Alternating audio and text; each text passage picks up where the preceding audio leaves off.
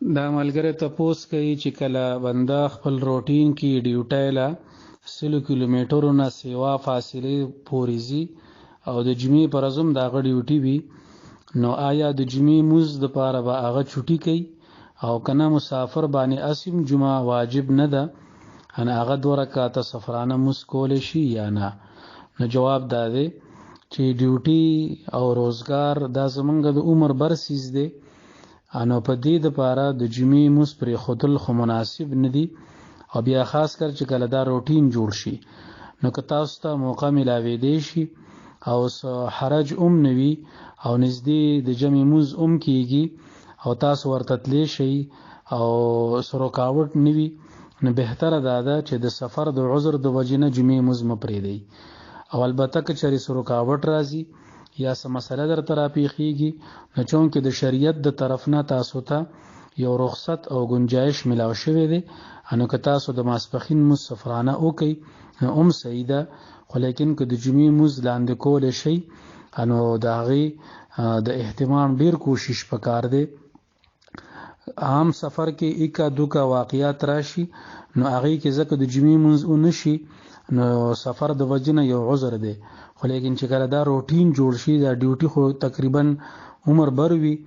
نو بیا به دا خو کیدی شي چې تاسو ته عمر بر کې هم د جمعې لمونځ هغه نصیب نشي، نو دا لږه غوندې نامناسبه خبره ده.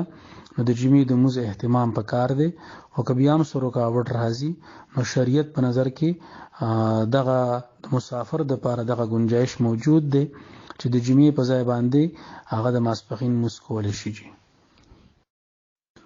دا ملګری تپوس کوي چې اکثر هلکان د سینې نه ویښته کټ کوي او چې کوم هلکان جیم ته ځي نو هغوی هم دا ویښته کټ کوي، نو د دې څه ګناه شته او که نشته؟ نو جواب دا دی چې د نارینه‌و دپاره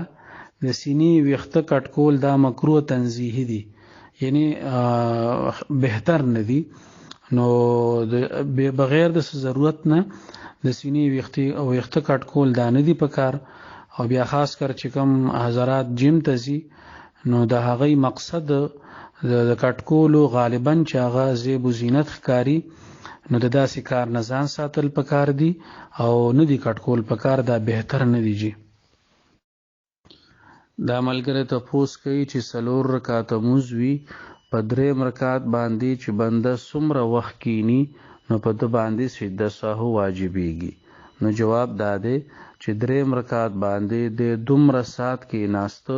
چې په هغې کې 3 پیرې سبحان الله ویل کېدل نو په ده باندې سجده سهو واجب شو جي.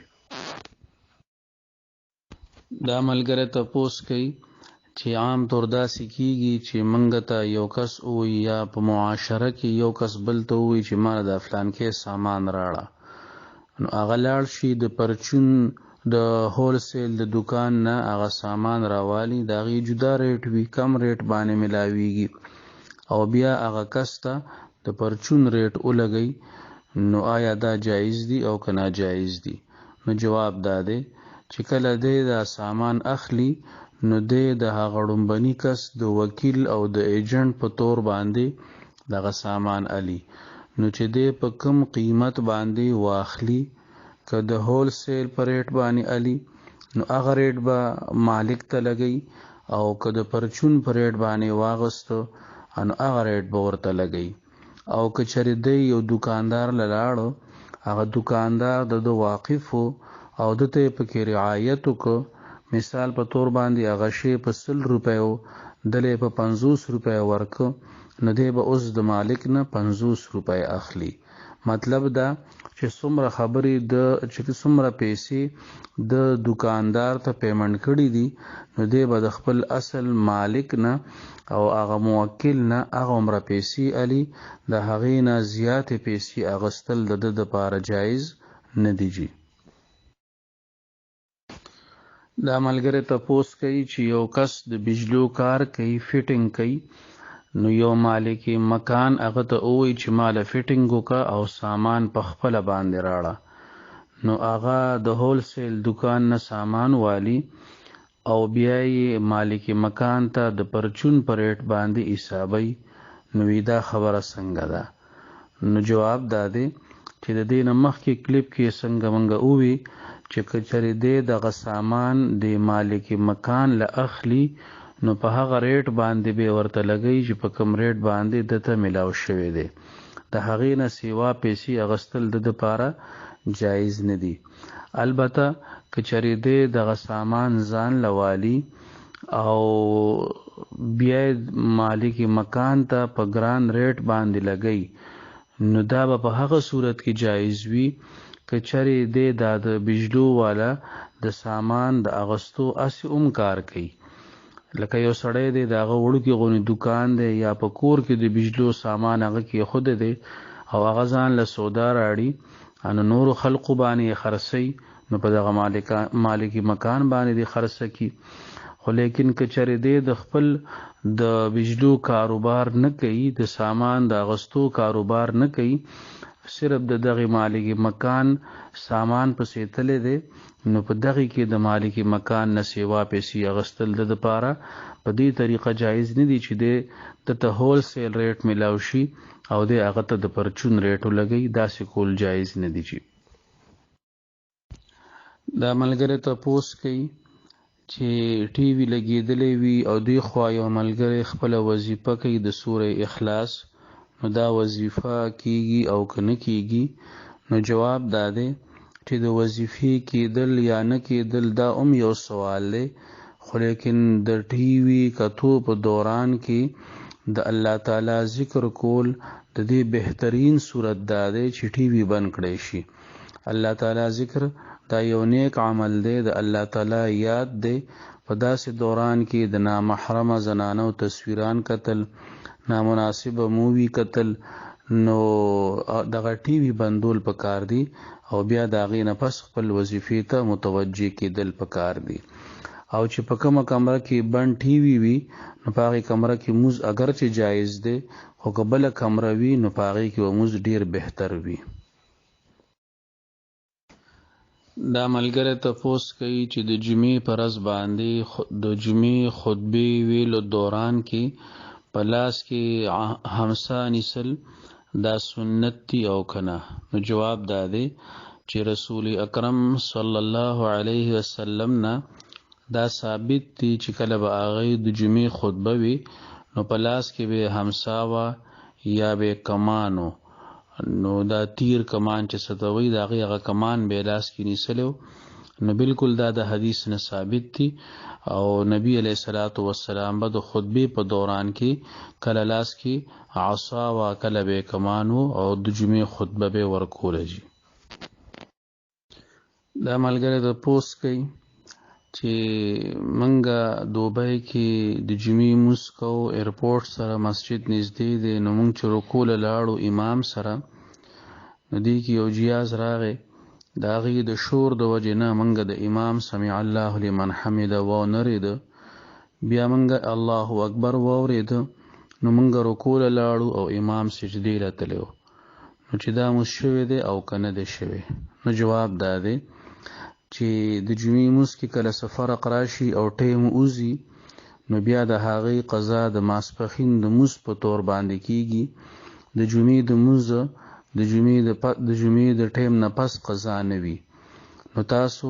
احتیاطاً 4 رکعاته فرض قضا وکئ نو که چېرې دغه موس نه وي شوی نو دا د ماسپښین موس به د هغې قایم مقام وګرځي دا ملګری تپوس کوي چې منګه موبایل استعمالو نو چې کله موږ سره بیلنس ختم شي نو منګه ایڈوانس بیلنس راوغواړو یا په خپله باندې هغې موږ له بیلنس راکړي نو بیا چې کله منګه پیسې موبایل ته وخیجو نو هغې موږ نه څه پیسې سیوا کټ کوي لکه مثال په طور موږ 2 روپۍ استعمال کړي وي نو هغې د 2 روپو نه څه پیسې سیوا کټ کړي نو د دې شرعي حکم څه دی نو جواب دا دی چې اصل کې هغې تاسو له پیسې نه درکوي که هغې تاسو له پیسې درکولې او د پیسو په بدله باندې سیوا پیسې اغستې نو بیا به دا سود کې راتلل هغې تاسو له د 2 روپو یا د 25 روپو سهولیات درکوي نو که پیسې هغه تاسو له ډایرکټ نه رالیږي د هغه پیسو عمره سہولیات درکې تاسو له چې کله تاسو هغه سہولیات استعمال کړئ او بیا هغه کې سیوا پیسې کټ کړئ دا د هغه سرویس چارجز دي په دې باندې د علماو فتوا راغلي ده دا په سود کې نه دي داخل لہذا ردی استعمالول جایز دي جی دا ملګری تپوس کوي چې کور کې د زما کور والدی او د خواخي یعنی زما مور ده انداغه یو بل سره هر وخت په نه خبره باندې ستو تو می وي او یو بل خبره نه برداشت کوي انا غي په وجه باندې مونږ هم ټینشن کیو او د کور حالات هم دغه شانتي یو قسم لکه شیده رواني انو دوی وی چې د دې د پاره مونږ ته وظیفه خو نو جواب داده چې وظیفه خو ان شاء الله تعالی زتا است اخر کې و ولیکن بعضی خبرې داسي وی چې هغه ته اسی منګل خپل ځان ذهني تور تیار ساتل پکاري د خواخي او د انګور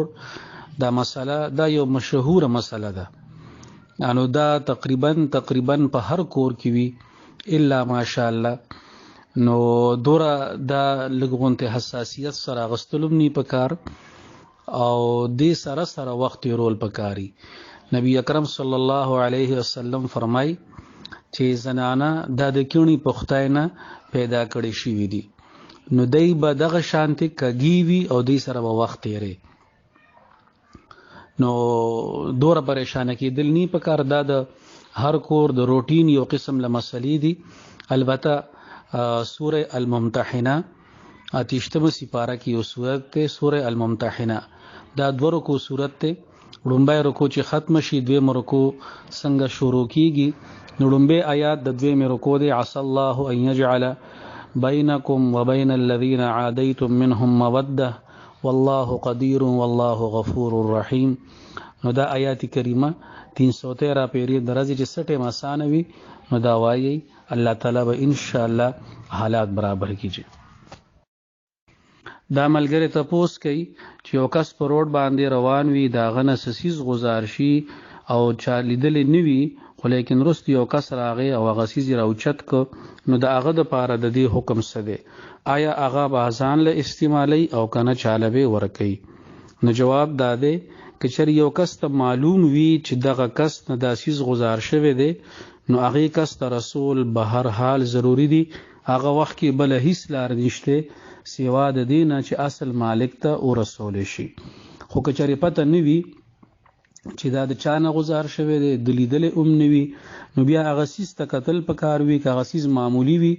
مثال په تور باندې بالپن غزار شو په دې زمانہ کې لشل روپے غزار شوي نو دا داسې یو سیس دی چې مالک دوره بیا د دې پروام نه ساتي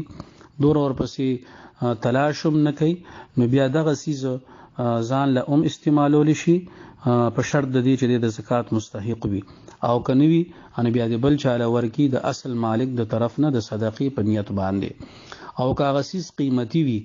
او د تپته ده چې مالک بدی پسې پریشان وي تلاش کوي وي نو بیا په د باندې ضروری دي چې د اغسیز ځان سره وساتي او یو بل ته وي چې کوم ځای کې د خیال کیږي چې دې ځای کې خبره کول مناسب وي فائدمن وي نو اشتهار وکړي هلته به وای چې ما سبون دي کمال چانه خرا کړه نو زه ورله ورکم نو که مالک راغې خو ډیره خده او کده ته یقین راغې چې ما دوره وخت د دې مشورتیا وکړه خلکو ته وی او اوس مالک کرازي نو برانشي نو بیا اخ خبره ده کده په خپل مستحق وي نو ځان لدی استعمال کی او که مستحق نه وي نو اصل مالک د طرف نه دی صدقه کی او دا دینیتو کی چې دا د فلان کی د یو کس چیز دی انو بس دا زه د هغه طرف نه صدقه کوم د دې ثواب دی الله تعالی هغه ته ورسي دا ملګری تپوس کوي چې سحر موز له بندر شي او فرض موز ولاړ وي نو سنت کیږي او کنه کیږي او کچاري چا سنت اونکړو نو د فرض نه پس به ډایرک قضا کوي او کورستو وکي نو جواب داده چې کله یو سړی د سحر موز لراغه جمع ولاړه ده نو کده ته دا یقین وي چې زه سنت کوم او بیا دا غي نه پس امام لاندې کول شم په جمع کې خوا ارزه کې وي لومبي رکعت کې وي دویم رکعت کې وي په قاعده کې وي نو داسې کس د پاره سنت کول ضروری دي او بیا د هغې نه پس جمع کې شریک کېدل ضروری دي او که نه دته دا یقین وي چې زه به سنتو کې مشغول شم نو بیا زه امام سره جمع نشم رسولی نو بیا به سنت پرېږدي او که چېرې یو کس سنت پرېښودل نو اصولي طور د دې قضا نشته او امام محمد رحمت الله علیه قول دا دی چې د دې قضا که څوک کول غواړي نو بیا د فرضو نه پس نشي کولی بلکې چې کله انور راوخیږي مکروه ټیم ختم شي او چې کله اشراق مونځ کول جایز شي نو بیا هغه ټیم که څوک قضا کول غواړي نو قضا یې کولی شي. دا ملګری تپوس کوي چې ما ته یو ملګري ووایي چې دا درود شریف دی اللهم صل علی محمد فی اول کلامنا اللهم صل علی محمد فی آخر کلامنا اللهم صل علی محمد فی اوسط کلامنا وی چې دا ووایي سحر کې 3 پیری ماښام کې 3 پیری نو دا داسې شوه لکه ټوله ورځ د درود شریف ووي نو دی د دې تپوس کوي چې دا خبره صحیح ده او که صحیح نه ده نو د دې په جواب کې یو 2 خبرې ذهن کې خودل پکار دي یو دا چې کله مونږه نبی اکرم صلی الله علیه وسلم باندې درود شریف لیږو نو د درود شریف آدابو کې دا خبره ده چې کله د نبی علیه الصلاۃ والسلام په نوم مبارک اغستې شي نو ورسره د نبی علیه السلام آل او د نبی علیه الصلاۃ والسلام صحابه په درود کې تذکره پکار ده نو یو خدا خبره او دویمه ده چې دغه درود شریف صحیح دی خو لیکن دا د مجلس د پاره دی چې کله مجلس په اول او آخر کې څوک دا درود شریف وي نو دا داسې ده لکه ټول مجلس کې د درود شریف وي د ورځې د پاره نه دی او د درېمه خبره پکې دا به اضافه کو چې داسې قسمه درود شریف ویل او بیا د هغې په تکیه باندې ټول ورځ کې د درود شریف نه غافله کېدل دا مناسب نه دي دغه ویلم پکار دي او دې سره چې چاله الله تعالی توفیق ورکړي نو مسلسل د نور او اذکار سره د درود شریف کثرت پکار دی. دا ملګری تپوس کوي چې زه سعودي عرب کې پاتې کېږم او ما ته یو کس ووي د یو کس باره کې چې هغه خودکشي کړې ده نو ما ته ووي چې د هغه دپاره دغلته دعا وغواړه یا ایصال ثواب دپاره ورلسه وکړه طواف یا نفل وغیره نو دې باره کې تپوس کوي چې موږ هغه دپاره د ایصال ثواب په حوالې باندې څه کولی شو او که نشو کولی نو جواب دا دی چې خودکشی والا دی ګناهګار دی او د ګناهګار د مرګ نه پس د هغه دپاره د مغفرت سوال کول دا بغیر د شک شبهې نه جایز دي د هغه دپاره نیک اعمال کول د هغه دپاره ایصال ثواب کول د دې په جواز کې څه شک نشته او تاسو ورله کولی شئ او چې د کوم د مغفرت دعا ورله هم کولی شئ او چې کوم ځای کې د مغفرت دعا جایز نه ده هغه د کافر دپاره ده چې کوم سړی موږ ته پته ولګي د یقیني طور چې د کافر د دنیا نه لاړ نو هغه د پاره نه د مغفرت سوال جایز دی نه هغه د پاره ایصال ثواب جایز دی نه نور سکول او خودکشی والا مسلمان تله دی صرف ګناهګار دی نو د مغفرت دعا کولم جایز دی او د پاره که تاسو ایصال ثواب سکوي نو هغه هم جایز دی. دا یو ملګری یو تصویر را لېږلی دی د قرآن پاک د سورت یاسین آخري آیاتونه دي هغې کې اولم ير الانسانو دا انسان دا لفظ په سین اولاړ زبرسا سره لیکلی دی او عام قرآن پاکونو کې سین الف زبرسا دی هلته انسان کې د سین نه پس الف دی او دلته کې سین باندې اولاړ زبر دی نو دی وایي چې دا صحیح دی او که غلط دی نو جواب دا دی چې کله یو انسان د دې تلفظ کوي نو بیا خو تلفظ د دواړو یو شانتي کیږي که هغه انسان وي او که دا انسان وي نو په جواب باندې ویل یو شانتي دي خو لیکن دا خبره یاد ساتل ضروری دي چې د قرآن مجید رسم الخط دا توقیفي دی د قرآن مجید رسم الخط توقیفي معنا دا ده چې دا قرآن پاک څنګه منګه ته راغلی دی په کومه طریقه باندې لیکل شوي دي نو منګه د ځان نه په هغې کې تبدیلي نشو راوستی چې کوم ځای کې زمونږ خوخه نو الته به الف کټ کو او الته به ولاړ زبر ورکو، چې کوم ځای کې زمونږ خوخه نو الته به ولاړ زبر کټ کو الف به ورکو. دا قسمه خبرې په قران پاک کې جایز نه دي. نو تاسو د دې په ځای باندې بل قران پاک ډاونلوډ کړئ او دا تاسو خولي نقطې ته ذهن لاړ او د دې کوشش وکاري چې کوم غیر حفاظ دي نو هغه له پکار دي چې قران پاک کله ډاونلوډ کړي قران پاک کې نو عام قران پاکونو سره د لګه موازنه کوي. اسنه چې نور سره عظیم الشان غلطي پکې راوځي نو بیا بغیر تحریف د قران پاک په زمره کې راځي او هغه بیا جدا مسله ده. جی دا ملګری تاسو کوي چې په نت باندې یو ویډیو ډیره چلیږي او هغه کې دا وایي چې په کم کور کې کونتري وي نو په هغه کور کې د شیطانی جن نشي پاتې کېده. دا چې کله دا الوزي او وزري وي نو په دې سره دا غي جن بچی مړیږي او دا هر وخت د الله تعالی ذکر کوي دا کونتري انو په دې وجه باندې په دغه کور کې جنات هغه نشي پاتې کېده. دا تاسو کوي چې دا خبره صحیح ده او که صحیح نه ده. نو جواب دا دی چې دا خبره کتابي خبره نه ده، نه د احادیثونو ثابت ده او په دې کې شک نشته چې په کم کور کې د الله تبارک وتعالى ذکر کیږي، په کم کور کې سپین وی تصویران نوي او ورسره د الله تعالی ذکر هم کیږي، د قران پاک تلاوتونه هم کیږي، نو شیطانان دا کور نه تختی. نو که د شیطانان د کور نه زغلول وی، شیطانان د کور نه وباسل وی، نو د کونترو په ذریعہ باندې وباسل نشته. البته ذاتی عمل خپل عمل باندې توجه ورکول پکار دي چې زمونږ عمل داسې وګرځي چې هغه کور کې شیطانان نشي پاتې کېده او هغه عمل د الله جل شانه اطاعت او د رسول اکرم صلی الله علیه وسلم سنت طریقې ځان کې راوستل دي. نو خپل کورونه د تصویرانو نه او د سپونه خالی کول او د ذکر اسکار د قران پاک د تلاوت او کې دې شي نو د درس او تدریس چې کوم د قران پاک د ناظری ترتیب دی دا چې کورونو کې شروع شنو بیا شیطانان په خپل باندې دغه کور نه تختیږي. د عملګری تاسو کوي چې کله یو سړی وي او هغه واده کړی وي او داغه لومبنای خزه وفات شي، بیا داغه نفس هغه دویم واده وکي، نو اوس کدی لومبنای خزه ته د پلار د کورنا په میراث کې کما عیسی ملاویږي نو د دې خاون پاغي کې برخه رسی او کنه رسی. دای داوي چې منګه اوریدي دي چې کله خاون دویم واده وکي ان بیا د هغه عیسی نرسی. نو جواب داده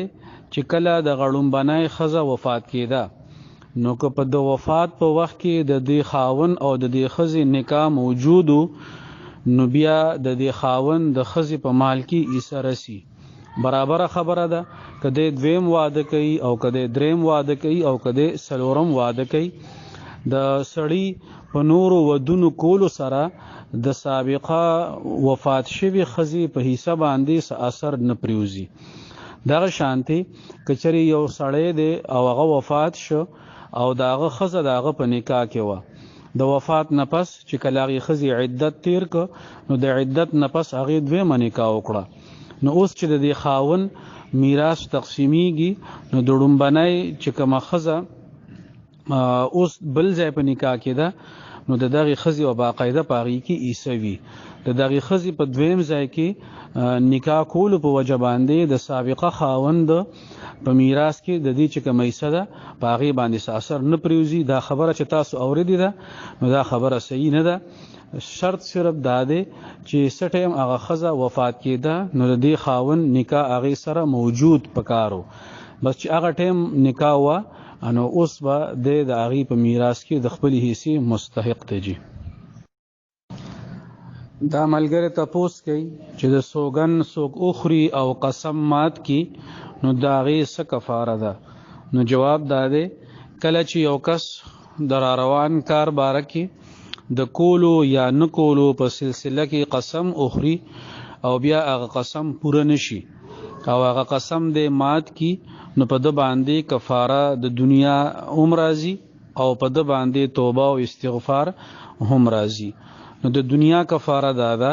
چې الله تعالی قران پاک کې و بسی پارا کې دوی مرکو کې د دې تذکرہ بیان فرمایلی ده او هغه دا چې اول خو به د غلام آزادی خو په دې زمانہ کې د غلامانو تصور نشته نو بیا به د لس مسکینانو له روټای ورکوي 2 ټیمه او یا لس مسکینانو له جامه ورکول دي نو د جامې ورکولو تفصیل ته خو ضرورت نشته هغه خورڅوک پیژني چې کپړې څه ته وي البته لس مسکینانو له 2 ټیمه روټای ورکول د دې باره کې لږ تفصیل دی او هغه دا چې ښه صورت دا دی چې لس مسکینان داسې کسان چې په هغوی باندې زکات کیږي نو هغه کسان دی غرمه هم ډوډۍ پې وخورئ او ماښام دی پې هم روټۍ وخورئ نو بس کفاره به ادا شي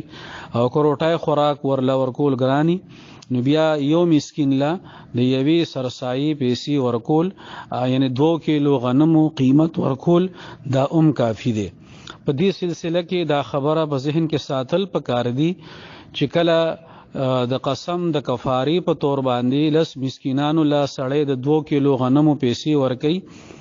نو دغه لس مسکینانو لا دا ورکول ضروری دي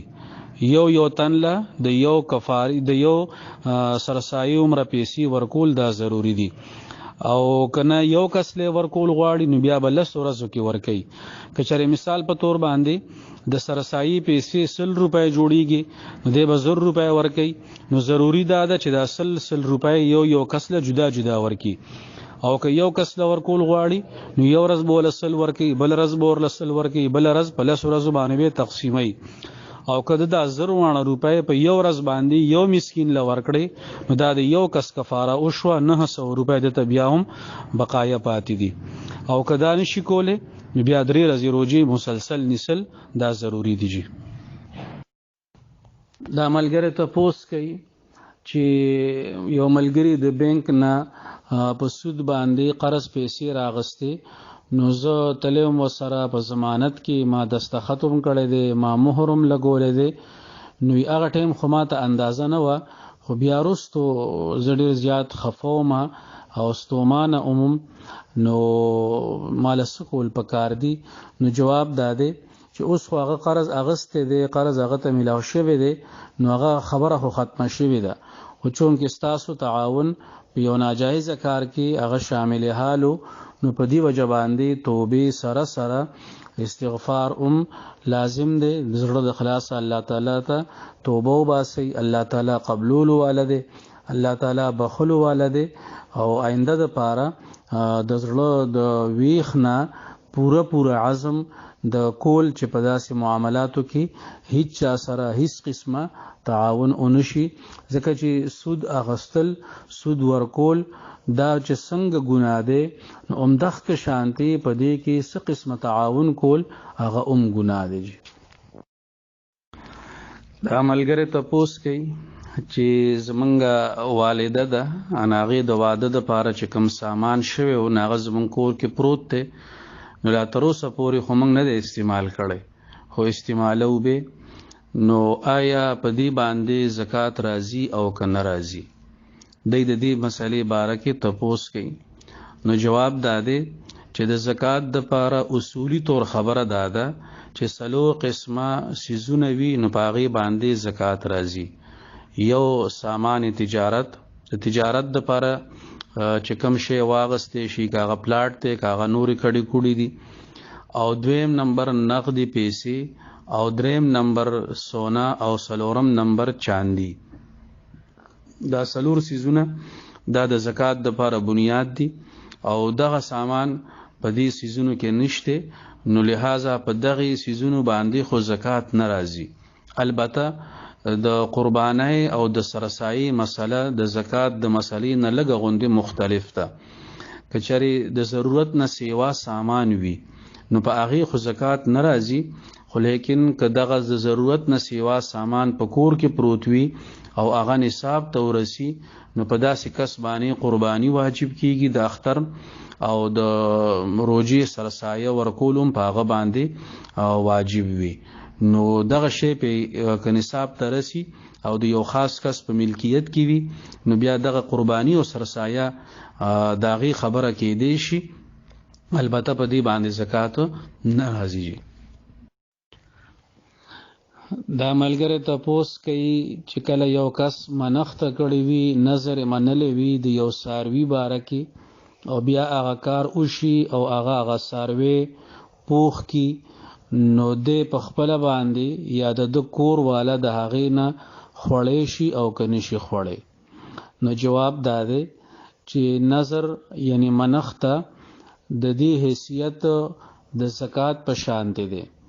چې کم یو سړی منخته وکي نو درې قسم خلق دا غې نه خوراک نشي کوله. یو دغه کس په خپل چا چې منخته کړی ده او دویم د هغه رشتہ دار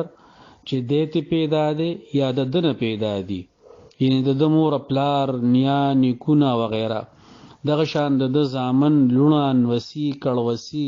که د لور د طرف نوي که د زوی د طرف نوي نه هغه تیم نشي خوړې. او دریم نمبر هغه صاحب نصاب خلق چې هغه باندې زکات فرض وي یا پاغي باندې زکات نه کیږي نو هغه حضراتم داغي منخت نه نشي خوړې. دا منخت به هغه چاله ورکول شي په هغه چا باندې بخرول شي چې په چا باندې زکات کیږي. به ملګری یو پوسټ را لګل دی په هغه کې یو آیات کریمه ده ومن يتق الله يجعل له مخرجا ويرزقه من حيث لا يحتسب. نو دی باره کې حدیث پاک را لګل دی چې ابو ذر غفاری رضی الله عنه فرمای چې رسول الله صلی الله علیه وسلم فرمایلی دی چې ما ته یو داسې آیت معلوم دی چې چری خلق پاغي باندې عمل وکي نو دا غي د پاره دا آیات کریمه کافی دی. نو د دې باره کې راهنمایي غواړي. نو جواب دا دی چې دا آیات کریمه پاتیشتمه سپاره کې سوره الطلاق لومبنای رکوع کې دی. سوره الطلاق دا مختصر سورت په 2 رکوګانو باندې مشتمل دی او د دې آیات کریمه مفهوم او مطلب اومداده چې څوک د الله تعالی نه یریږي او الله تعالی سره خپل تعلق مضبوط ساتي نو الله تعالی هغه بند غلای ته نه پریدي بلکې هر یو مشکل او په هر یو پریشانه والا صورت حال کې هغه د پاره د وتو لاره کلاو ساتي.